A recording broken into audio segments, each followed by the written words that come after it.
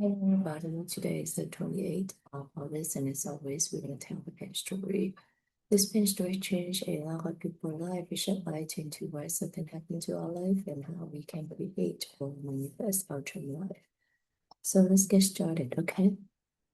What is this? It's a pen. What do we use the pen for? To write.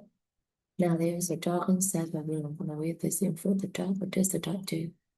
The dog probably will snip, lick, or chew the street. Does the dog see this one as a pen? No. So for the dog, this one is not a pen, but for the human, this one is a pen. So who is correct, the dog or the human? The answer is both are correct. For the dog, this one is a chewing toy, while for the human, this one is a pen to write. The dog is correct in the dog world, and the human is also correct in the human world. So that is our first lesson. Both are correct. Now let's imagine that there is a table in front of me, so I'm going to put this thing on the table.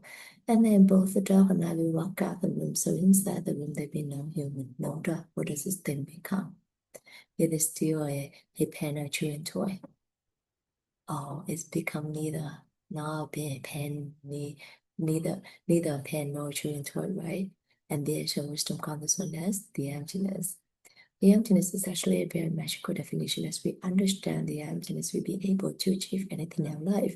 Just like Yishin Michael Roche applied the emptiness into his business and was able to build a business with a revenue of $250 million a year. He is also able to help several refugees. So what is the emptiness? Why is that so magical? Let's go back to the pen story, okay? So this technically on the table when there's no human, no dog, or nothing to interact with. You come back to true self, we call it the emptiness.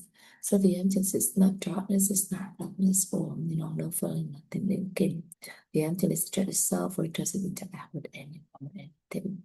And then, each and every one of us, whether we are human, animal, or dog, we all have the emptiness, right? But then in reality, we're also, working with different people as well, or we always interact with someone or something. So the emptiness in that will be changed into the potential. What do I mean by that? So we're back to the potential, okay? So as soon as I go back into the room and I look at this becomes a pen. When the dog comes back to the room and the dog look at this becomes a chewing toy. And when both the dog and I comes back to the room at the very same time, we both look at this at the very same time, this one become a both a pen and a chewing toy. So, so a thing when it doesn't interact with anyone and anything is come back to true some called the emptiness. But because it has the emptiness also has the potential to become anything or anyone, depending on who or what is looking at that at the very moment. Now I see this as a pen, so does this pen coming from me or does this pen coming from other stuff? This pen is actually coming from me. Why am I so certain? Because if this thing is the pen itself, then the dog or anything in this entire universe will have to see it for what it is, which is a pen. But does it ask this one is a pen? No. So this pen is actually coming from me. This pen is actually coming from my mind, and everything is actually coming from our mind. So that is our third lesson. Everything is actually coming from mind. Now we all agree that this pen is coming from my mind, right? So I'm going to change my mind. I'm going to believe this one become a diamond. Okay, so please pray with me. Diamond, diamond, diamond. Open my eyes. It's still pen. So what in my mind that forced me to see this as a pen but not a diamond?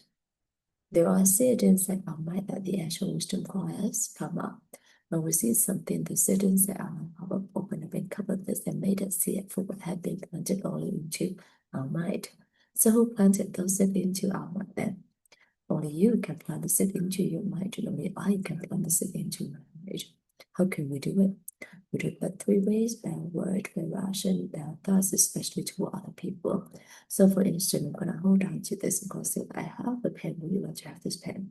And when my friend say yes, please, I'd be so happy to give this to my friend with the hope they can have my friend. So when I keep this palm open up in both me and my friend will see it and it's still living walking in, right?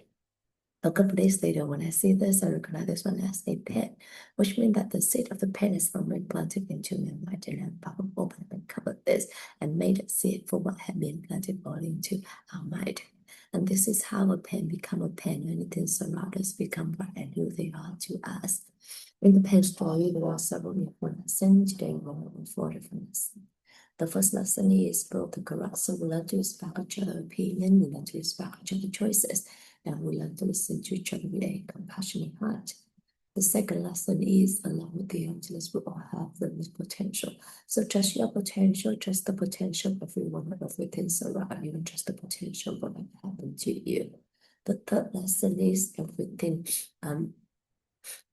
is actually coming from the seed inside your mind. So be 100% responsible to whatever happened to you. Don't blame anyone, because in the end, you are the only one who can plant the seed into your mind.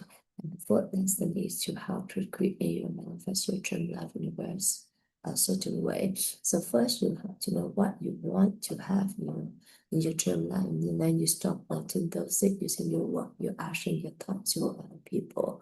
So for instance, I'm going to hold on to this and I'm going to say that I have a plan. So if you want to have happiness, then you plan a happiness that using your work, your action, your thoughts, with other people, helping them to get happier.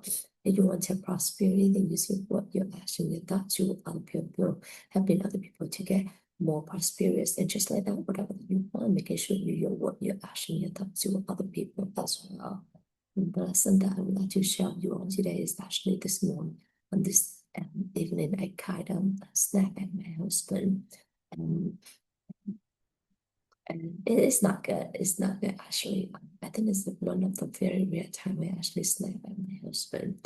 But I think it's more coming from work. I'm feeling like kind of a bit tension with the work. So I'm not feeling very sure, very, how to put it, not feeling very comfortable with the work that I'm working right now about, like I was thinking this is I was in supporting mode, and then now I have to discharge of it, and I just don't like it, and then sometimes by processing that part, my husband would just mention something and I just not for him, and I know that it's just not good.